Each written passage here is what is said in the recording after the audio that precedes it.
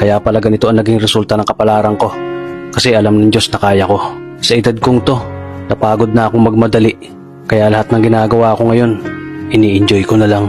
Siguro sa dami na rin ng aking pinagdaanan, napagtanto ko na ang buhay ay mas malawak at mas mahiwaga pa sa mga problemang dumarating sa buhay natin. Tumatanda na tayo, baka sa kakahabol natin sa masagana at maayos na buhay, ay hindi na natin na-enjoy ang buhay. Baka nabubuhay na lang tayo dahil nape-pressure tayo sa sasabihin ng ibang tao.